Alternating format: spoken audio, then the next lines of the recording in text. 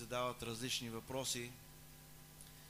Какво ще бъде бъдещето, какво ни очаква, какви времена идват. И ние ще се спреме върху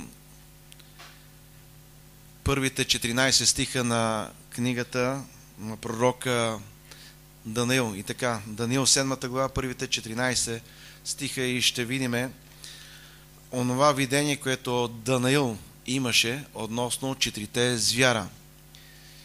Ще видим за бъдещите неща, които има да станат. В първата година на Вавилонския цар Валтасар, Даниил видя сън и видение на главата си върху леглото си. Тогава написа сънят и разказа същността на работите. Даниил, проговаряйки, рече: видях в нощното си видение, и ето 4 небесни ветрища избухнаха върху голямото море. И 4 големи зверове възлязаха из морето, различни един от друг. Първия беше като лъв и имаше орлови крила, а като го гледах, крилата му се оскубнаха и той се издигна от земята и биде заставен да се изправи на 2 нозе като човек, и даде му се човешко сърце. След това ето друг звяр, втори, приличащ на мечка, който се повдигна от една страна и имаше 3 ребра в устата си между зъбите си. И му думаха така: стани и яж много месо. Подир това, като погледнах, ето друг звяр, приличащ на леопард, който имаше на гърба си 4 птичи крила. Тоя звяр имаше и 4 глави, и даде му се власт. Подир това, като погледнах в нощните видения, ето 4 звяр, страшен и ужасен и твърде як. Той имаше големи железни зъби, с които пояждаше и сломяваше, като стъпкваше останалото с нозете си. Той се различаваше от всичките зверове, които бяха преди него, и имаше 10 рога. Като разглеждах роговете, ето между тях излезе друг рог, малък, пред който 3 от първите рогове се изкорениха. И ето в този рог имаше очи, като човешки очи, и уста, които говореха надменно. Гледах, додето се положи престоли, и древния под ни седна, чието облекло беше бяло като сняг, и космите на главата му като чиста вълна. Престолът му огнени пламъци, и колелата му пламенен огън. Огнена река излизаше и течеше изпред него, 1 000 000 служители му слугуваха, и милиарди по милиарди стоеха пред него. Съдилището се откри и книгите се отвориха. Тогава погледнах по причина на гласа на надменните думи, които рогът изговаряше. Гледах, додето звяра биде убит и тялото му погубено и предадено да се изгори с огън. А колкото за другите зверове, тяхното владичество биде отнето. Животът им обаче се продължи до време и година. Гледах в нощните видения, и ето един като човешки син, идеш с небесните облаци, и стигна до древния под дни, и доведаха го пред него. И нему се даде владичество, слава и царство, за да му слугуват всичките племена, народи и езици. Неговото владичество е вечно владичество, което няма да премине, и царството му е царство, което няма да се разруши. Амин и амин. Първия стих се казва, че това видение Даниил го е получил в първата година на Вавилонския цар Валтасар. Ако ние се върнем няколко глави назад, в 5 глава, ще видим в края на тази глава, че цар Валтасар е бил убит. А сега в 7 глава Даниил има видение в царуването на този вавилонски цар. Тъй, че можем да кажем, че самата книга не е написана по хронологичен ред. Преди да се спреме върху това видение, което Даниил получи, нека да си спомниме за един сън, който вавилонският цар Навуходоносор, Бог му беше дал. един сън, който самият цар не знаеше какво е сънувал, и той поиска неговите мъдреци да му кажат съня, да му припомнят съня и да му дадат тълкование на всичко това. И никой в царството не можеше да каже какво царя сънувал. Само истинския Господ, живия Господ, Йова, този, който открива тайни, можа да разкрие на цар Навуходоносор чрез Даниил онова, което самият царен сънувал. И Даниил му каза: ти си сънувал, царю, един величествен образ. Неговата глава е била от злато, чисто злато. Ръцете и гърдите са били от сребро. Коремът и бедрата са били от мед. Краката са били от желязо, а стъпалата от части от желязо и от части от глина. И така, нека да се върнем сега към Даниил 7 глава. И виждаме, че самия Даниил получава такова видение и той вижда 4 небесни ветрища, избухнали върху голямото море, и 4 големи зверове, които излизат от морето, които излизат един след друг, които са различни. Където срещнем думата море в Библията, означава светът, означава езическия свят. И така, кои са тези 4 зверове, които излизат от това море? Нека да видим първия звяр, който самия Даниил така видя в видение. Това е стих 4. Първия беше като лъв и имаше орлови крила. И като го гледах, крилата му се изкубаха. И той се издигна от земята и биде заставен да се изправи на двете нозе, като човек, и даде му се човешко сърце. Така че той вижда един лъв с орлови крила. В Лондон, в Британския музей, има там каменни лъвове, които имат крила на орли. Каменни лъвове, които са взети през 1850 година при направените разкопки там в руините на Вавилон. Така че в Лондон, там в този британски музей, може човек, когато отиде, да види тези каменни лъвове с крила на орел.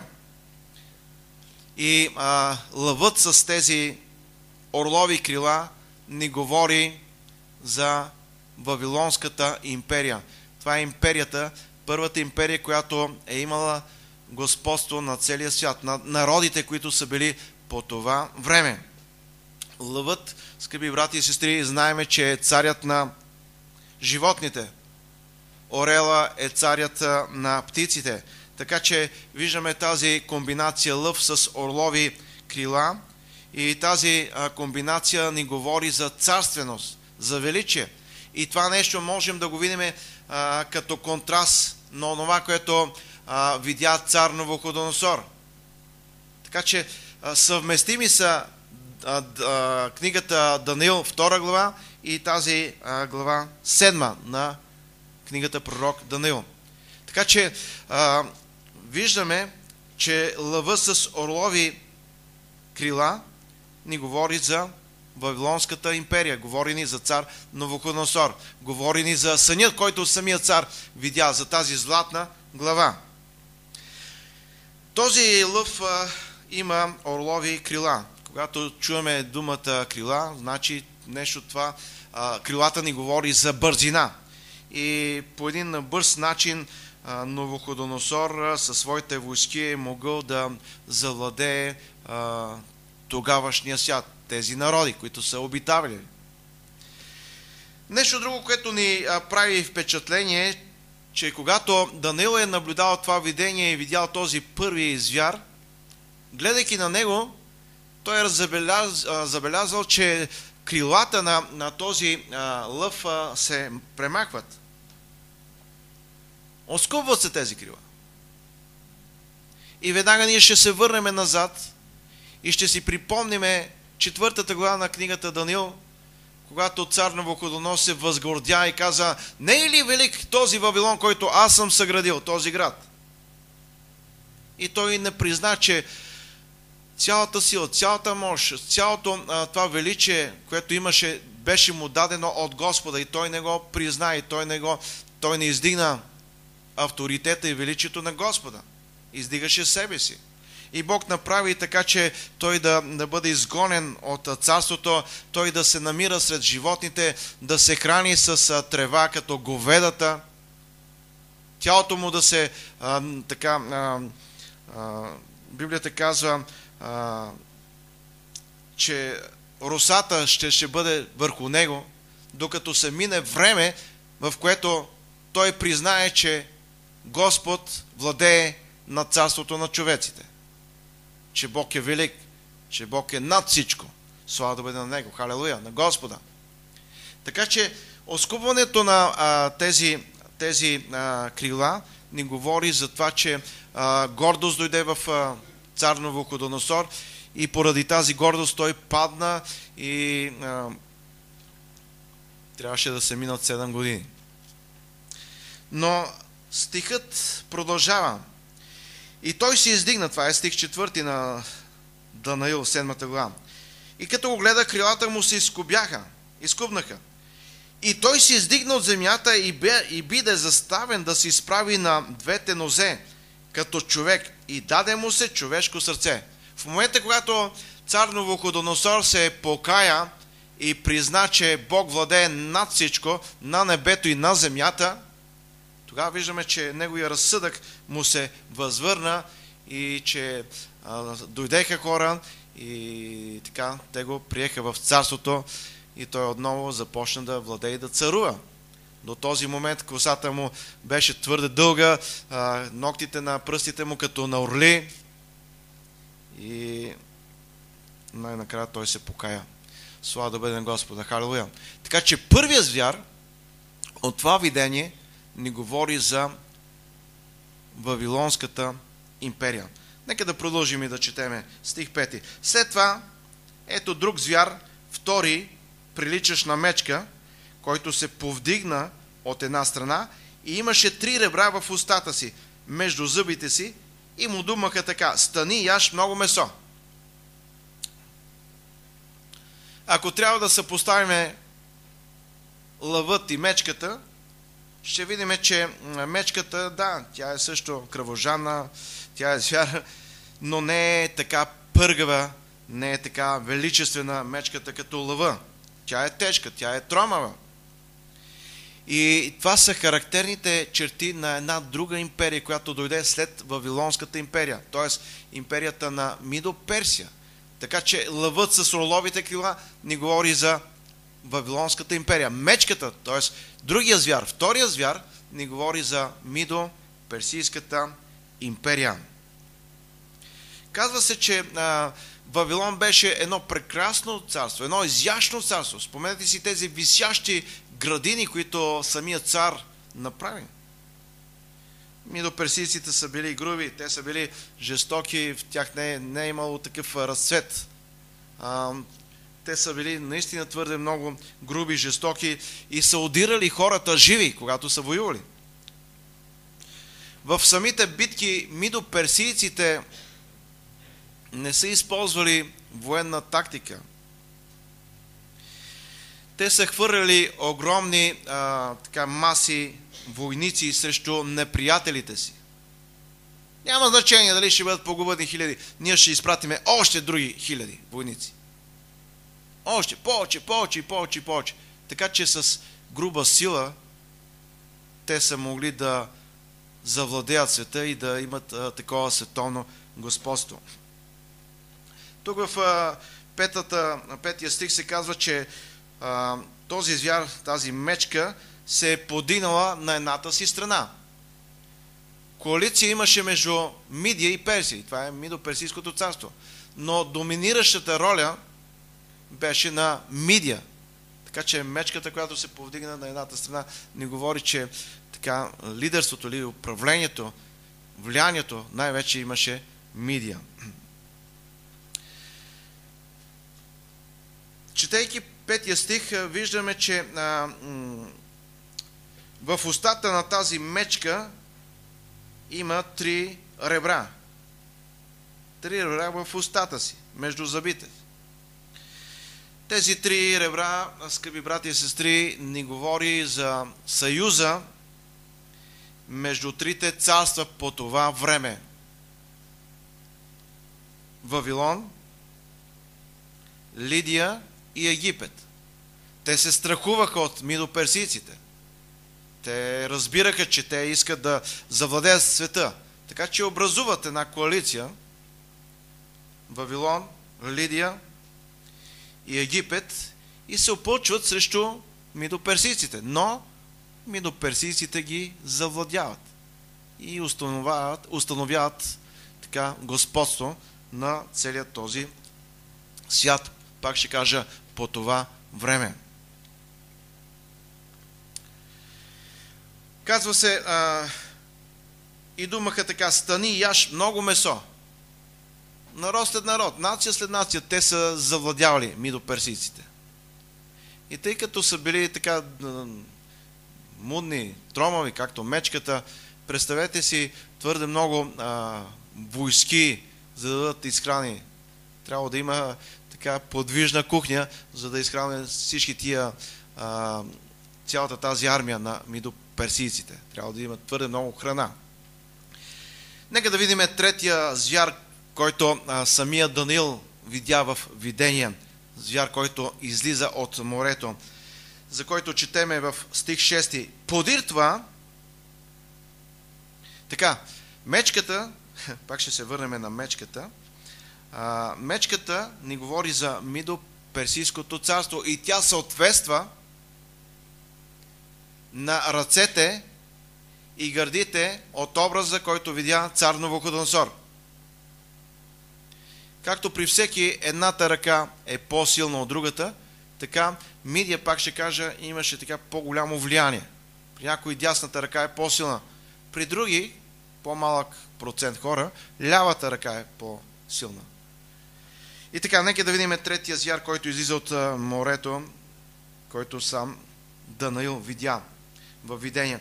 Подир това, като погледнах, ето друг звяр, приличащ на леопард, който имаше на гърба си 4 птичи крила. Той звяр имаше и 4 глави и даде му се власт. Третия звяр е леопард с 4 птичи крила. Леопарда е едно изключително красиво животно и може да кажем много бързо животно. Не надминате леопарда в бързината. Но тук се казва, че на гърба си имал 4 птичи крила. Представете си крила, което ни говори за бързина. С други думи, виждаме, че този леопард е така имал твърде голяма бързина. И този звяр ни говори за Александър Македонски, който със своите малки, но много бързи и добре екипирани и храбри войски е могъл да разбие тежките и мудни така, войски на Мидо-Персия. Действал е много бързо, много акуратно. И те са били много храбри, неговите войни на Александър Македонски. Така че леопарда ни говори за следващата империя, която идва на световната сцена. След Вавилонската, след Мидо-Персийската идва Гръцката империя, начало с Александър Велики, Александър Македонски. Самия леопард е на цвят жълтеникъв. И ако ние го съпоставим с образа, който видя цар Навуходоносор, ще видим, че е точно така. Коремът и бедрата представляваха гръцката империя. Леопарда е с жълтеникъв цвят. Коремът, нека да си спомня, беше от какво? От мед. А медта е точно такава на цвят. Жълтеникава. Този леопард има на гърба си 4 птичи крила. наистина Александър Македонски бил един от най-добрите пълководци, най-добрите лидери, който използвал така тактика, умения и така много забързо е завладял света за 10 години. И стигайки до Индия, той започна да плаче. И неговите приближени каза: защо плачеш? Защо си така тъжен? При все, че ти си вече управител на света, този, който владее целият този свят, защо тъжиш? И той каза: ами вече няма какво да завладявам. Всичко завладяхме. Голям лидер, голям водач. Той е имал и така доста добри помощници, генерали. И тук тези птичи крила говори за неговите така генерали. Казва се, че този леопард е имал и 4 глави, на които им се е дало власт. 4 глави, които имат власт. Тези 4 глави на леопарда са 4-те генерала на Александър Велики, който след неговата смърт са разделили цялата гръцка империя. Между другото, Александър Македонски умира твърде млад от малария и от алкохол. И цялата тази гръцка империя се разделя, те я разделят на 4 области и всеки един от генералите властва над дадена област.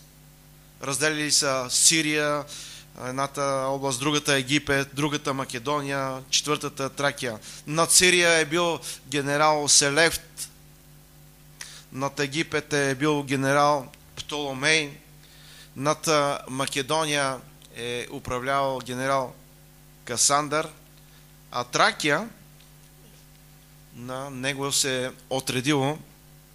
Тракия била отредена на генерала Лисамах. Така че първият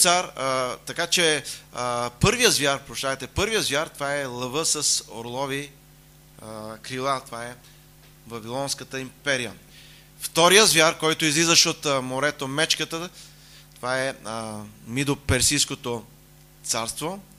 Третия звяр, леопарда, това е Гръцката империя. И нека да видим четвъртия звяр. Стих 7. Подир това, като погледнах в нощните видения, ето четвъртия звяр, страшен и ужасен и твърде як. Той имаше големи железни зъби, с които пояждаше и сломяваше, като стъпкваше останалото с нозете си. Той се различаваше от всичките зверове, които бяха преди него, и имаше 10 рога. Четвъртия звяр, за него се казва, че бил ужасен, бил страшен, с железни зъби, и където премине, той е изпояждал всичко, останалото е стъпкал с краката си. Това е Римската империя. Четвъртия звяр, това е Римската империя. Железните зъби съответстват на какво? На железните, на краката, които са били от какво? От желязо.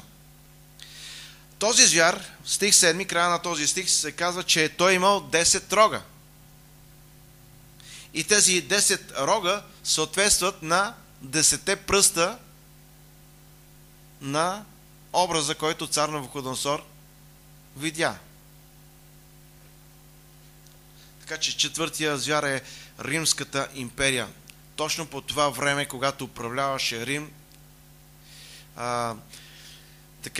всички се страхуваха, защото там, където мине римския войник, всичко се превръщаше в прах и пепел. Те са завладяли света. От тогава, от Римската империя до ден днешен, нямало нация, нямало народ, който да имал световно господство. Хитлер се опита, но той не е завладял целият този свят. От Римската империя до този момент няма народ, няма нация, която така да владее целия свят. В времето на Римската империя дойде самия Исус Христос. Роди се като дете. И виждаме, че от тогава до сега са се минали повече от 2000 години. Един период от време, който е бил скрит за старозаветните светии, но на нас е открит и това е времето на църквата, времето на благодата, времето на отворената врата към всички хора, халелуя, и ние можем само да кажем: Боже, благодарим Ти за това чудесно, прекрасно благовремие. Време, в което Бог така казва, че всеки, който потърси Неговото име, ще бъде спасен. Всеки, който дойде при кръста на Христа Исуса, ще намери място в Божието царство. И нека да бъде слава на Господа за винаги. Амин. Повече от 2000 години. Една отворена врата, която никой не може да затвори.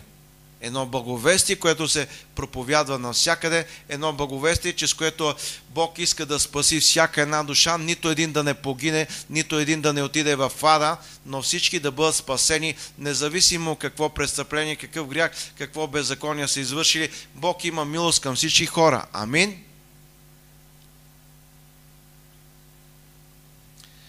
И така, нека да прочетеме от Даниил 7 глава, стих 23. Той каза така. Даниил искаше така тълкование върху това, което е видял във видение. И му се казва: четвъртия звяр ще бъде четвърто царство на света, което ще се различава от всичките царства и ще погълне целия свят и ще го стъпче и разтроши. Това е, което е направила Римската империя. Господство на целия свят. Но ето, Даниил просто не се примирява с това нещо. Той иска да знае повече и повече и повече. Той иска да знае за този малък рог. Четвъртия звяр, страшен, с железни зъби и с 10 рога. И измежду тези 10 рога се показва, изниква един друг рог, малък рог. И той казва: искам, Господи, да знам повече и повече. Това е важно и това е нещо, което искам да го науча. Нека да прочетем стих 24. А за 10 рога, те са 10 царе, които ще се издигнат от това царство. И след тях ще се издигне друг, който ще се различава от първите и ще покори 3 царе. Този малък рог е самия Антихрист. Много хора чуват Антихрист, Антихрист. Кой е този Антихрист? Малкият рог, това е Антихриста. Той ще дойде, когато бъдат обединени тези 10 нации, тези 10 царе, тези 10 народи. Ако ги няма тези обединени 10 народи, няма да дойде и самия Антихрист. Нека да прочетем отново стих 24. А за 10 рога, те са 10 царе, които ще се издигнат от това царство. 10 царе, които се издигат от това царство. Тоест, виждаме, че тази Римска империя, която спря да съществува, която вече нямаше световно господство и в момента няма световно господство, тя ще се възроди, тя ще се възстанови, тя ще бъде съединена. И на територията на тази разпаднала Римска империя ще бъдат в единство 10 нации, 10 народи. Това не е Европейския съюз, но 10 нации, които обхващат територията, където е била Римската империя. А за тези 10 рога, те са 10 царе, които ще се издигнат от това царство. И след тях ще се издигне друг, който ще се различава от първите и ще покори 3 царе. Така че след като бъдат съединени в направят един съюз, тези страни от бившата територия на Римската империя, и те се обединят политически, обединят се икономически, обединят се военно, след тях един върховен лидер ще се появи и ще застане над тях, ще надмогне, ще покори 3 страни от тези 10, а другите 7 ще му се предадат и той ще бъде над тях.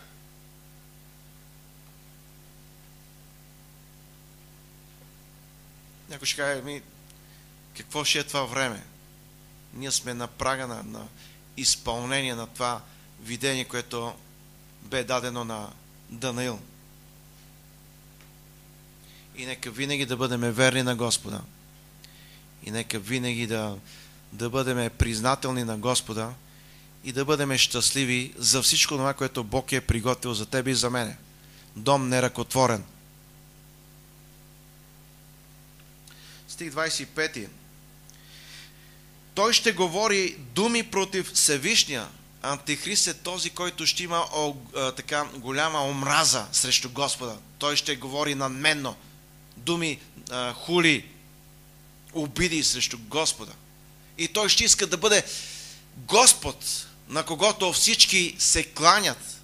Нещото, което ни разкрива книгата Откровение. Той ще има печата 666 и ще бъдат подпечатени всички хора. И те ще се кланят на Антихриста. И страшно е за ония, които нямат този печат. Библията казва, че не могат да купуват, не могат да продават. Антихрист е този, който мрази Христа Исуса. Бог е любов. Той ще говори думи против Всевишния, ще изтощава светиите на Всевишния. Кои са тия светии, за да може той да ги изтощава? Това са всички евреи, които ще преминат през голямата скръб. И аз затова ви казвам, че ние трябва да бъдем твърде много благодарни на Господа, защото когато затръби Божия ангел, затръби тръбата, ние ще се окажем в небето грабнати, ще бъдем във въздуха и ще видим самия Христа Исуса. Халелуя! А на тази земя ще останат всички грешни хора, ще останат всички евреи и всички номинални хора, всички номинални, по-точно християни, както ни рисува Библията за тези неразумни девици. Идва младоженец и те остават. И четеме в тази 7 глава стих 25, че той ще изтощава светиите на Всевишния. Светиите на Всевишния, това са всички евреи. И всички тия, които са били номинални християни.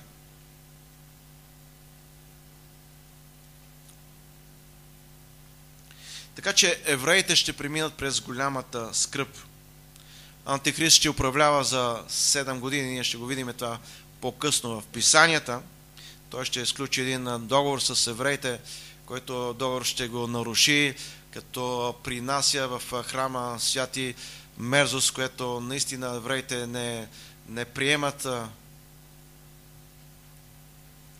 И самия Антихрист ще предприеме едно такова твърде ужасно гонение спрямо евреите за 3 години и половина. Но ние ще бъдем горе в небето, скъпи брати и сестри, на сватбената вечера на Агнето, халелуя, и ще тържествуваме заедно с Господа и ще приемаме награди, които Бог ще ни дава. Амин! Така че бъди верен до край. Нека прочетеме стихове 9 до 12 на същата тази 7 глава. Стих 9 казва: гледах, додето се положиха престоли и древния подни седна. Кой е този древен подни? Самия Бог Отец. Халелуя! Слава да бъде на Господа! Древния подни, Бог Отец, който няма начало, няма край, който е всемогъщия. Някой ще каже за Исус Христос. Той също. Няма начало, няма край. Той е първи и последния, начало и края. Алфата и омегата. И така, гледах, додето се положиха престоли и древния подни седна. Седа на своя престол. Чието облекло беше бяло като сняг и космите на главата му като чиста вълна. Престолът му огнени пламъци и колелата му пламенен огън. Около Господа е една светлина.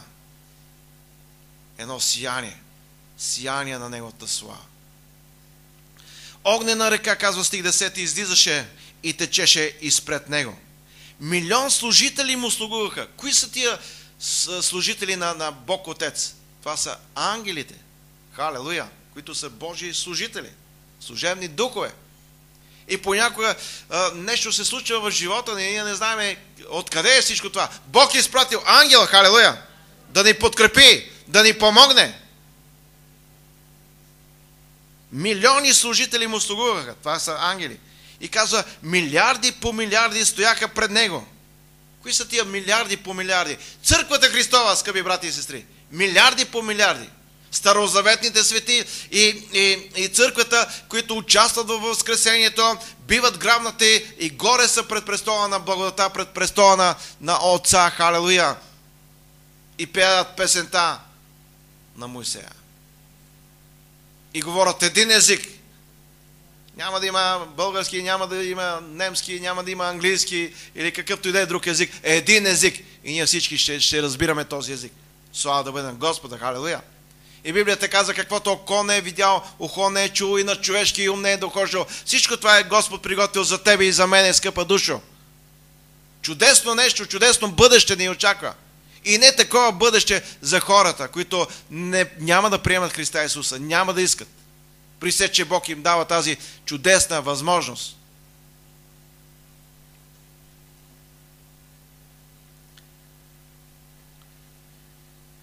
Милиарди по милиарди стояха пред него, съдилището се откри и книгите се откриха. Слава да бъде на Бога.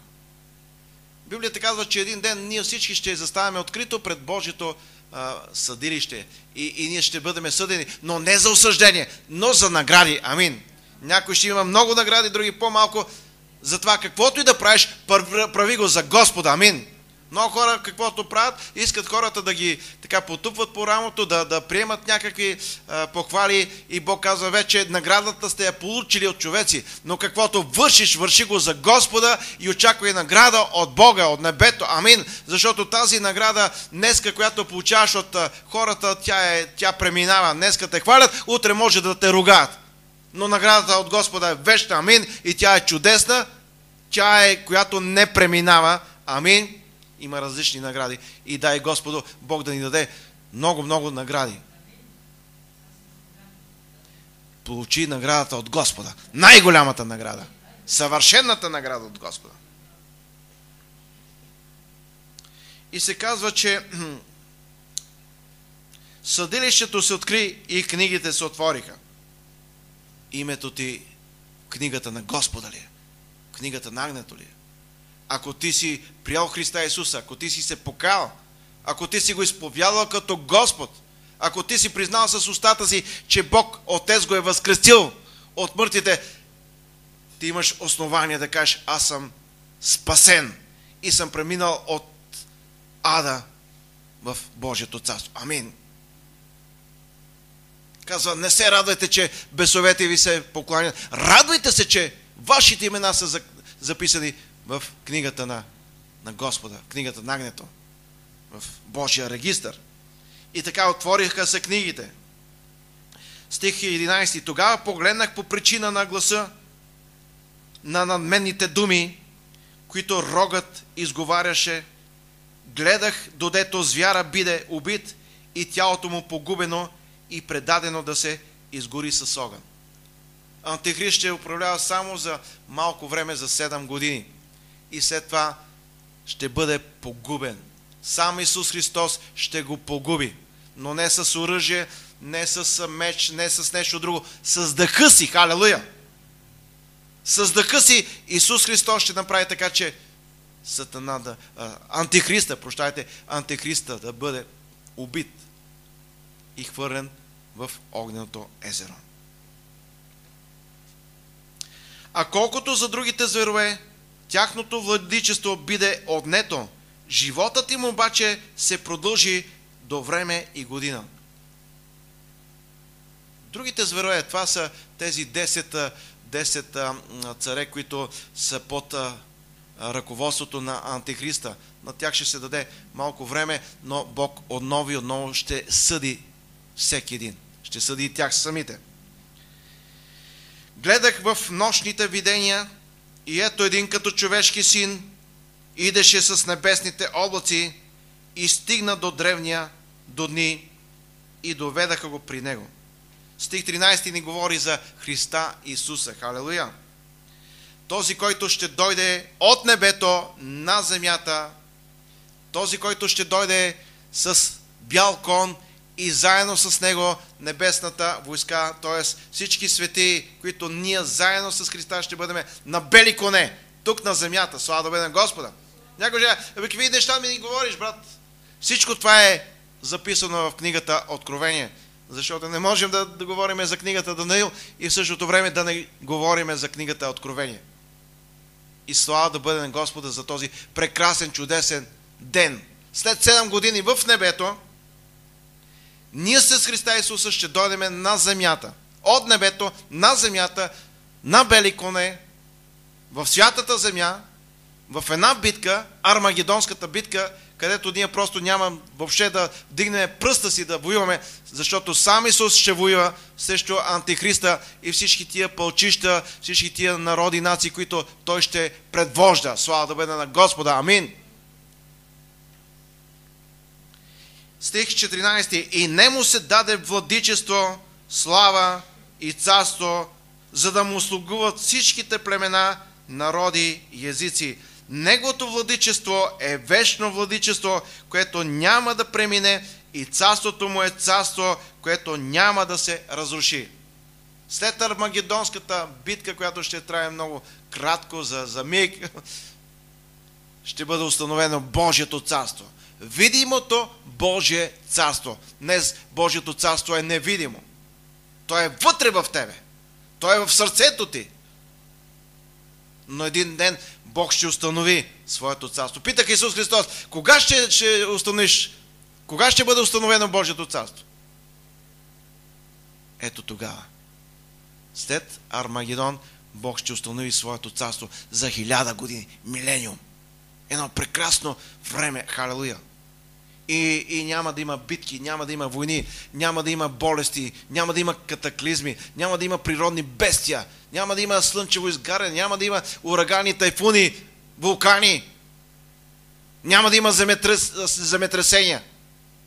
Всичко ще бъде чисто, кристално чисто. Халелуя! Водата ще бъде незамърсена, чиста. Ще има една прекрасна трева, зелена. Ще бъде всичко свежо. Всичко това, което беше при първите хора, Адам и Ева, това ще бъде. Халелуя! Защото и днес природата въздиша поради греховете на човечеството, но тогава всичко ще бъде обновено. Халелуя! 1000 години. Представете си. С Христа Исуса. И няма просто така да бъдем, но ще бъдем с Него да царуваме и да управляваме. Амин. Царе и свещеници на Бога. И тогава ще има животни, които просто ще им се отмахне хищничеството. Библията казва, че малко дете ще играе с една змия. Ще бърка там в дупката на тази ехидна, на тази змия. Ще му се увива около ръцете, но нищо няма да му навреди тази змия.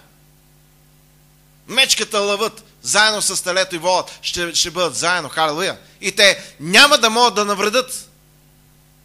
Днес, ако поставиш на едно място едно теле и един лъв, знаете какво ще се случи. Но тогава това нещо няма да бъде. Слава да бъде на Господа. Бог е чудесен, Бог е прекрасен. Така виждаме империя след империя, империя след империя, царство след царство. Но идва времето, когато Бог ще установи своето царство, непоклатимо царство, царство, което не преминава.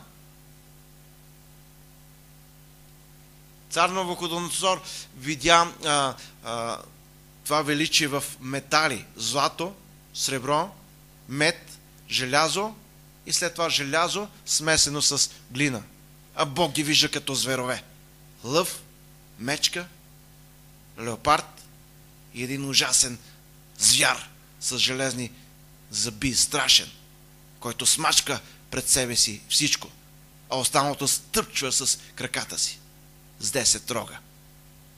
Слава да бъде на Господа. Така че не мисли за Антихриста, не мисли за това време, мисли за онова, което ще бъде горе в небето. Сватбената вечера на агнето. И Библията казва, нека да се развеселиме, брати и сестри. Нека да се развеселиме за този миг, за това нещо, което ни очаква. Славното бъдеще. Няма бъдеще добро за ония, които ще останат през това време тук на земята. Ще бъде твърде тежко, твърде, как да го кажа, лошо време.